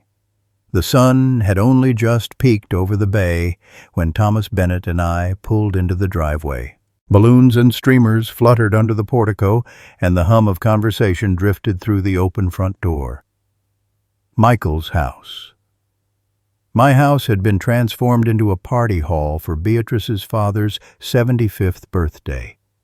Caterers tripped over their trays, laughter rippled down the hall, and my grandchildren Tyler and Alice darted between guests in their Sunday best. For a moment I felt the old familiar tug of nostalgia, until I remembered why I was here. Thomas parked the car and offered me a steady hand. "Ready?" he asked, nodding toward the festivities. I straightened my tie, a gift from Miriam so many years ago, and took a slow breath. As I'll ever be. We entered through the side door, avoiding the throng at the front. Thomas carried his leather briefcase. I clutched the envelope containing the recorded deed. Our footsteps were silent on the hardwood, but every eye in the living room seemed to turn toward us anyway. Conversation stuttered to a halt. Plates froze midway to mouths. The music, some soft jazz, skipped a beat. Michael stood by the buffet table, his back to us, chatting with a group of relatives. He glanced over at Thomas. First recognition puzzling his features. Then he saw me. His shoulders stiffened, and he swallowed as though surprised by a bitter pill. Beatrice perched on a nearby ottoman in a lavender dress, her hair styled just the way I remembered, paled noticeably. Thomas and I crossed the room together, step by deliberate step. The guests parted like curtains, and I spotted Prudence, Beatrice's mother, her lips pursed in disapproval, and G, her father, beaming in his armchair, oblivious to the storm brewing. I reached the center of the room. Silence settled like dust. I cleared my throat. "Hello, everyone," I began, my voice loud enough to carry above the hush. "Thank you for coming today to celebrate Mr. Pollock's birthday." G beamed and raised his glass. 75 never looked so good, he declared. Applause rippled around me. But I wasn't here for toasts. I turned to Michael and Beatrice. "I'd like to add one more announcement." I pulled the envelope from my pocket, the official seal glinting under the chandelier. A ripple of confusion coursed through the guests. The caterers ceased their setup, and the birthday cake's flames flickered uncertainly. Beatrice's eyes widened. "Dad," she started, but her voice caught. Michael stepped forward, hand outstretched. "Obadiah, what is—" I raised a hand. "Please let me finish." I opened the envelope and withdrew the deed. The room felt impossibly still. Even the noise from the street seemed to pause. On May 14th, this house was sold to Mr. Thomas Bennett. I held the deed aloft so all could see the county seal and the registrar's signature. The transaction was recorded yesterday morning. The new owner has the right to possession within 30 days. A collective gasp broke the silence. Michael's face drained of color. His hand dropped limply. Beatrice rose, clutching her pearls. G blinked the giant in his chair, suddenly vulnerable. The party's brass band, sidelined in the corner, paused mid-note. The clink of champagne flutes stuttered. "I'm afraid you have 30 days to vacate," I said gently, letting each word hang in the heavy air. "The sale is legal and final. Mr. Bennett is prepared to work with you on a reasonable schedule, but the law requires that you surrender possession by July 25th. Beatrice's mouth quivered. She sank onto the ottoman, hands pressed against her cheeks. "This can't be real," she whispered, voice trembling. "You can't just sell the house while I'm living here." I folded my arms. It was in my name, my decision. No guardianship was ever signed, so my right to sell remained intact. My gloved fingers tapped the deed. "I'm exercising that right." Michael looked around at our nearest and dearest, the siblings who murmured behind cupped hands, the neighbors gawking through the bay window, the caterers frozen with trays quivering. Then he focused on me, eyes wet with betrayal and fury. "This is insane," he said, voice low. "You can't do this to your family." I met his gaze. "I did what you and Beatrice did to me. You changed my home to suit your plans, then sent me away when I no longer fit. Now it's your turn." Beatrice's father, G., rose from his chair, the candles on the cake flickering as he moved. He steadied himself on the armrests and raised a shaking hand. "Is this true?" he asked. "My son-in-law just told me you'd been moved to Maple Springs." I nodded. "Yes. And now you have 30 days. Then the new owner may take possession unless you reach a settlement." I glanced at Thomas. "Mr. Bennett is right here. He can answer any questions." Thomas stepped forward and bowed slightly. "Mr. and Mrs. Langford, Mr. Pollock," he said, voice measured but kind. "I understand this is a shock. My offer was made in good faith, 15% above market, plus a lifetime guest cottage built to Mr. Lamb's specifications. I wish to maintain the integrity of this home and ensure Mr. Lamb's comfort." Beatrice's face crumpled, and she burst into tears. Tyler and Alice ran to her side, wrapping their arms around her legs. Michael's jaw clenched, and he grasped the mantelpiece as if it were a lifeline. Guests edged back, whispering fragments, "Sold, vacate deed." G waved a shaking finger at me. "You call this justice?" he asked, voice cracking. "You sold the home your wife and I helped raise you in?" I felt pity for the old man, more pity than anger. "It isn't about revenge, Mr. Pollock," I said softly. "It's about fairness. I've always paid my mortgage and taxes. I've honored this house all my life. Today, I reclaim it." Beatrice rose, suddenly face pale. "How could you?" she wailed. This was our family home. I looked at her with something like sorrow. It was my home first, and now, under the law, it belongs to me until I sell it.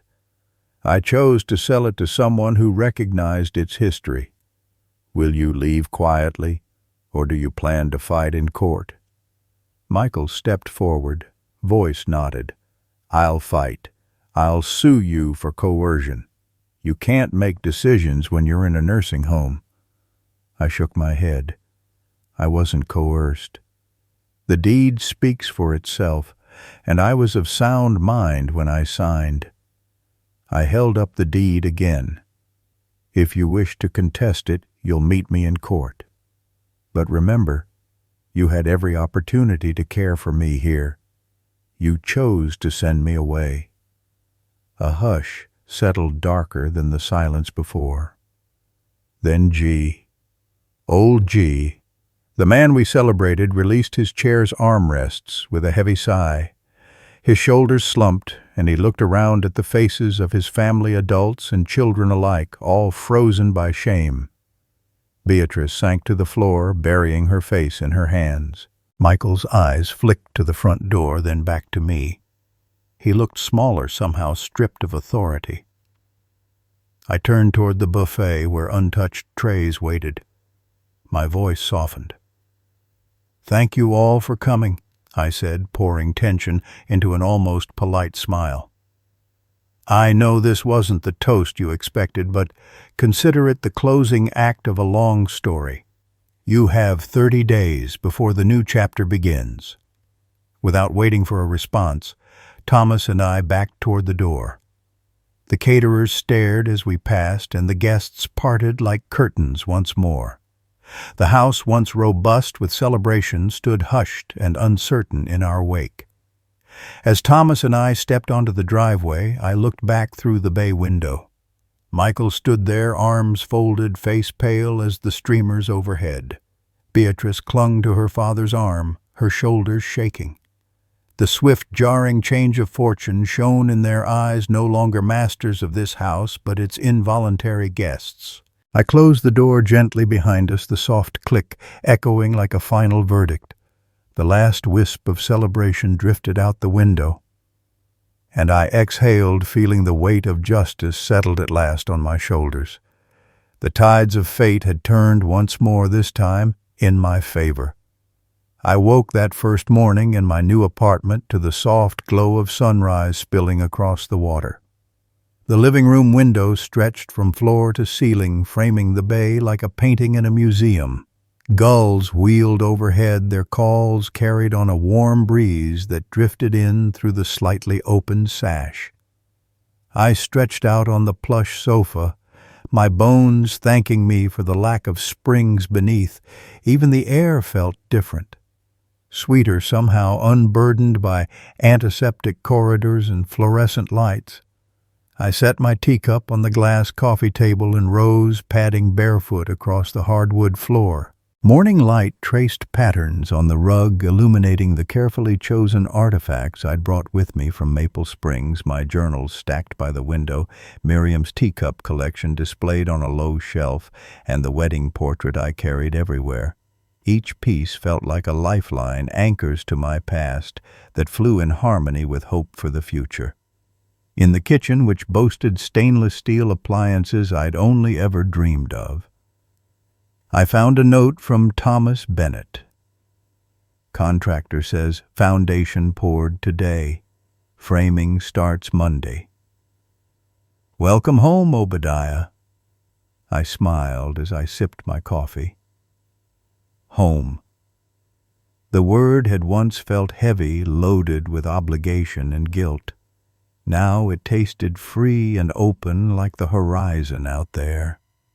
I dressed in comfortable slacks and the blue cardigan Miriam favored, then stepped onto the balcony. The sun lurched over the water in a blaze of pink and gold, and the shrimp boats bobbed like specks against the dawn. I inhaled deeply, feeling the salt air loosen the remnants of Maple Springs from my lungs. I thought of the sterile halls, the routine meals, the pitying glances. I was glad to leave them behind. My phone buzzed. It was Frank. First photography class at the community college is this afternoon. You in? I typed back. Count me in, and folded the phone into my pocket. Photography had always thrilled me the way a single image could capture the essence of a moment. Now, more than ever, I needed to learn to see the world anew. I spent the morning unpacking books and setting up my camera on a tripod by the window. The moist morning mist clung to the water, softening the edges of everything. I clicked a few test shots. The ripples in the bay, the distant silhouette of the lighthouse, my reflection in the glass. Each image felt like a discovery, as though I were rediscovering myself through the lens. At noon, I headed out to the community college, a brick building crowned with ivy red and gold in the late summer sunshine. The photography classroom was airy, with high ceilings and long tables, walls lined with black and white prints of cityscapes and portraits. My instructor, a lanky man with salt and pepper hair and a warm grin, introduced himself as Professor Lane. He asked us to share why we'd come to photography. When it was my turn, I cleared my throat. I'm 77, I began, voice steady, and I've spent my life focusing on others' family career obligations. Now I want to see and capture what makes me feel alive. The students, mostly in their 20s and 30s, clapped politely, and I sat down heart-thumping with a mix of vulnerability and pride. The afternoon blurred into a whirlwind of shutter speeds and aperture settings. We practiced framing still lifes, a vase of sunflowers, a rustic lantern, a shiny teapot that reminded me of Miriam's collection. As I adjusted my lens, I realized how much this class catered to the curious spirit inside me, something I thought had withered long ago. After class, Frank and I met at a cafe by the waterfront. He wore a baseball cap and a grin that reached his eyes. "How was it?" he asked, stirring his latte. I laughed, feeling a lightness I hadn't known in months. Exhilarating. I didn't realize how much I'd missed learning. Who knew I'd still get a thrill out of a depth of field demonstration? He tapped his cup. "That's just the beginning. Wait until you try black and white film. You'll see the world in shadow and light." We talked until dusk about new techniques and old memories. Frank filled me in on Maple Springs gossip, who had moved on, who missed me already, and how Beatrice and Michael tried to contest the sale but found the deed ironclad. I sipped my wine, savoring his stories, feeling the sturdy support of friendship buoy me. Back at the apartment, I downloaded my photos and leafed through them on the computer screen. The misty bay, the sunflowers in crisp focus, the lantern's warm glow. Each image felt like a poem, a testament to the beauty I'd once taken for granted. I printed a few and taped them around the kitchen's small triumphs in visual form. The next day I walked down to the construction site of my future cottage. It stood framed in pale wood, the skeleton of walls stretching toward the sky. An architect, introduced to me by Thomas, waited in a high-visibility vest. He showed me the plans, a cozy living room with bay windows, a kitchenette noiseless enough for late-night tea, and 2 bedrooms linked by a hallway wide enough for my walker with handrails installed at strategic points. I ran my hand along the smooth wood of a support beam, imagining my life unfolding here, early mornings, watching dolphins leap, afternoons sketching the sailboats, evenings sharing a pot roast with friends. The architect smiled as I took in every detail, and I felt a surge of gratitude for Thomas's generosity and vision. That evening, Alice and Tyler came to visit. They had grown nearly overnight. Alice's laughter was musical. Tyler's questions rapid fire about camera settings and construction timelines. We sat on my balcony with takeout pizza, gazing at the sun's final blaze across the water. "Grandpa, this place is amazing," Alice said, face alight. I tousled her hair. "So are you, sweetheart." Tyler leaned back in his chair. "When is the cottage going to be done? I want to help pick furniture." I smiled, thinking of their excitement. "In about 3 months, if all goes well. Then you two will have a cool hangout spot while I sip tea by the window." They cheered, and I raised my glass, feeling a swell of joy that caught in my throat.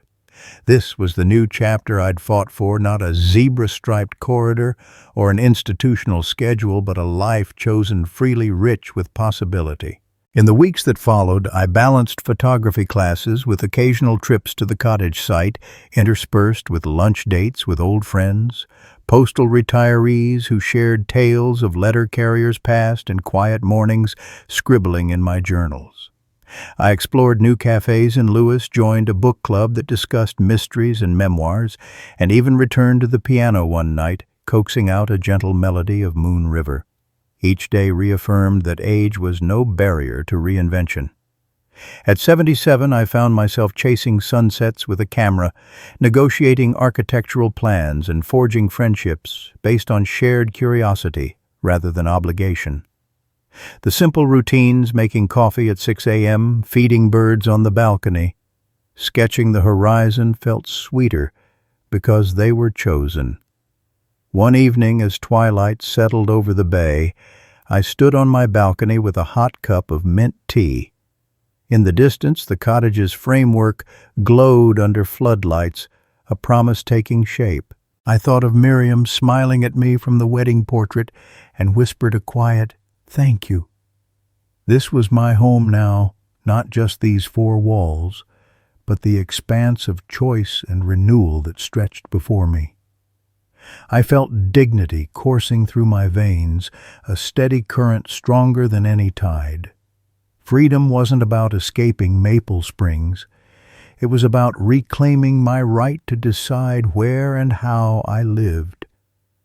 And in that right I found the true essence of home. I raised my cup to the bay and smiled, knowing that no matter what tomorrow brought, I would greet it on my own terms, camera in hand, heart unshackled, and eyes set resolutely on the horizon of possibility.